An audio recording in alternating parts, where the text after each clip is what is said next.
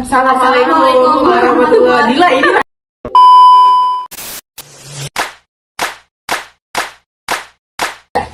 Assalamualaikum warahmatullahi wabarakatuh.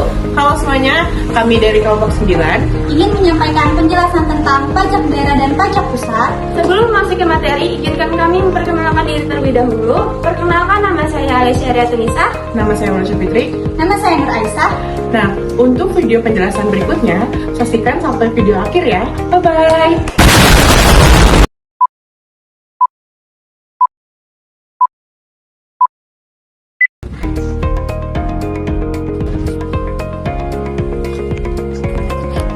Oke guys, kalian tahu nggak apa arti pajak pusat itu apa? Jadi, pada dasarnya pajak merupakan sumber penerimaan tertinggi bagi negara untuk membiayai proses pembangunan dan pelayanan publik. Berdasarkan kewenangan pemungutannya, pajak dibagi menjadi dua, yaitu pajak pusat dan pajak daerah.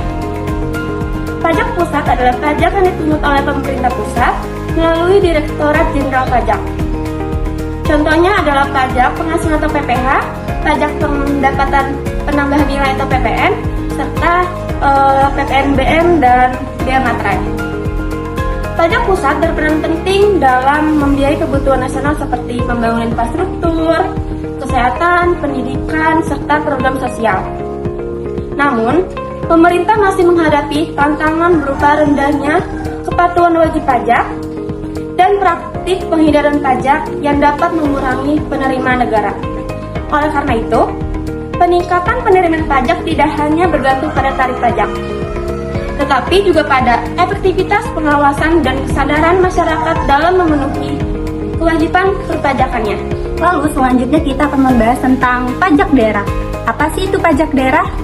Pajak daerah adalah pajak yang dipungut oleh pemerintah daerah dan digunakan untuk membiayai pembangunan serta pelayanan publik di wilayah masing-masing.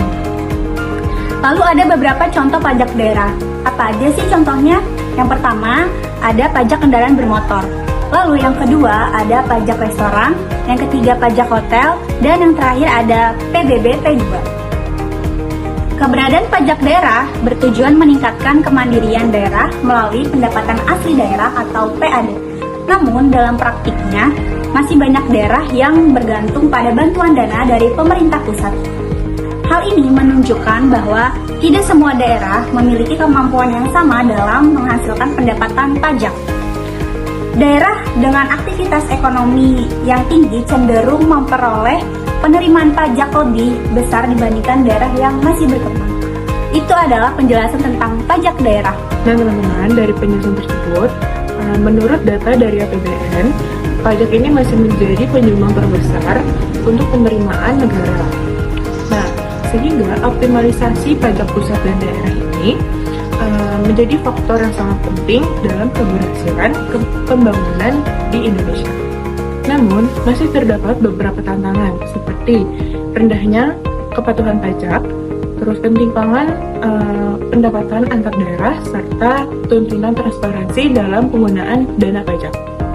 Oleh karena itu, keberhasilan pada sistem perpajakan ini tidak hanya diukur dari besarnya penerimaan yang diperoleh oleh pemerintah, tetapi juga dari sejauh mana pajak tersebut dapat meningkatkan kesejahteraan masyarakatnya dan menciptakan pembangunan secara 2-3. Nah teman-teman, itulah dia penjelasan dari pajak pusat dan pajak daerah. Kurang lebihnya mohon maaf. Wassalamualaikum warahmatullahi wabarakatuh. Bye. I just had to let you know you're. A few moments later. One is the loneliest number that you'll ever do. Two can be as bad as is the number one.